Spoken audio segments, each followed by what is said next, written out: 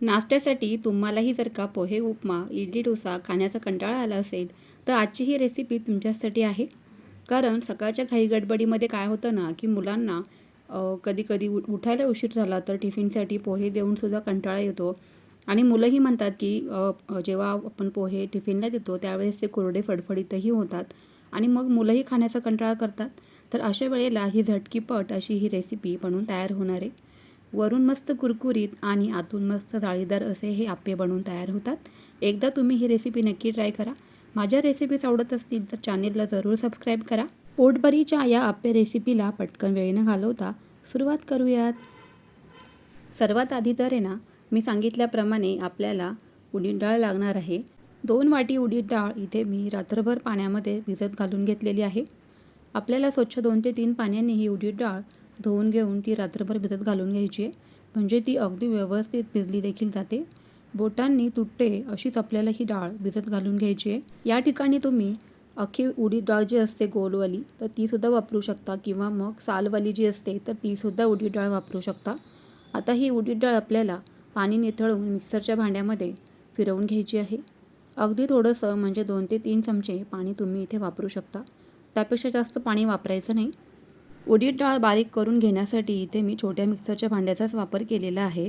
कारण मोठ्या मिक्सरच्या भांड्यामध्ये अगदी बारीक ही डाळ वाटली जात नाही. त्यामुळे शक्यतो छोट्या भांड्याचाच वापर करा. अशा पद्धतीने इथे ही डाळ आपल्याला मिक्सरमध्ये बारीकसर अशी वाटून घ्यायची आहे. थोडंसं तुम्ही इथे पाण्याचा वापर करू शकता. अगदी 2 ते 3 चमचे प्रत्येक भांड्यासाठी. त्यापेक्षा जास्त पाणी वापरायचं नाही. पातळ हे बॅटर बनवायचं नाही खूप. आता यामध्ये तुम्ही डाळ बारीक वाटून घेत असतानाच हिरवी मिरचीसुद्धा घालू शकता किंवा मग तुमच्या घरातील जर का लहान मुलं खात असतील तर तुम्ही शक्यतो मिक्सरच्या भांड्यामध्येच ही मिरची वाटून घ्या. नाहीतर मग अशी अख्खी मोठी मिरची कापून घातली बारीक बारीक तरीसुद्धा चालेल किंवा मग चिली फ्लेक्सचा वापर केला तरीसुद्धा चालेल. आवडीप्रमाणे हिरव्या मिरचीचं प्रमाण यामध्ये मी घालून घेते. आपल्याला या बॅटरमध्ये कोणत्याही प्रकारचं दही किंवा सोडा वापरायचा नाही आहे. चवीप्रमाणे 1 चमचा मीठही घालून घेऊयात. मस्त असं आपलं हे बॅटर इथे बनवून तयार होतं. नक्की तुम्ही या पद्धतीने नाश्त्यासाठी हे आप्पे तयार करून पहा.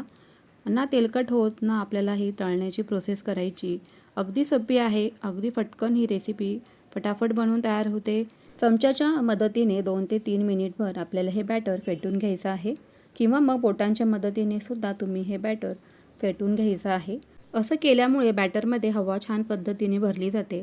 जाळीदार असा हा नाश्ता बनवून तयार होतो. त्यामुळे इथे हे प्रोसेस आपल्याला करायची आहे. स्किप करायची नाही.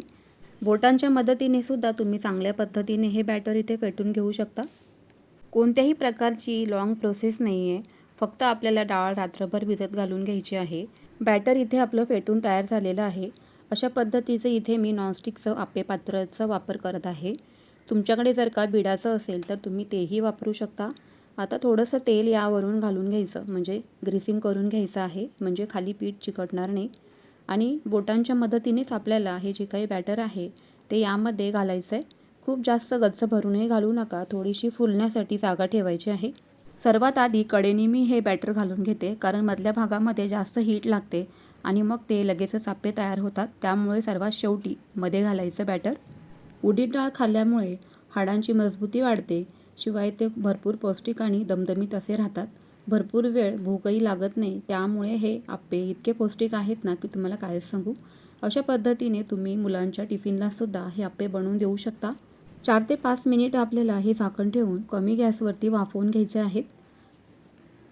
बाजू उलटपलट करून घ्यायची. अगदी कुरकुरीत मस्त असे हे आप्पे बनवून तयार होतात. तळल्यानंतर काय होतं की बऱ्याच जणांना ॲसिडिटी होते, तेलकट खायचं नसतं किंवा बरेच जण डाएटवर असल्यामुळे तेलकट खाण्यासही टाळतात. तर अशा वेळेला तुम्ही ही रेसिपी नक्की ट्राय करू शकता. वरून खमंग आणि कुरकुरीत असे हे आप्पे बनवून तयार होतात. शिवाय आतून जाळी तर अप्रतिमच येते. खालच्या बाजूनेही हे आप्पे आपल्याला अगदी 3 ते 4 मिनिटं असेच छान कुरकुरीत करून घ्यायचे आहेत. मेदूवड्याचा नाश्ता ज्यांना आवडतो ना तर त्यांना ही रेसिपी 100% आवडणार आहे. आप्यांसोबत खाण्यासाठी इथे मी कोथिंबीर, खोबरं आणि मिरची घालून चटणी तयार केलेली आहे फटकन. त्याचसोबत तुम्ही यामध्ये साखर आणि लिंबू घालायला अजिबात विसरू नका. मस्त अशा अप्रतिम चवीची ही चटणी इथे बनवून तयार होते. नक्की ट्राय करा.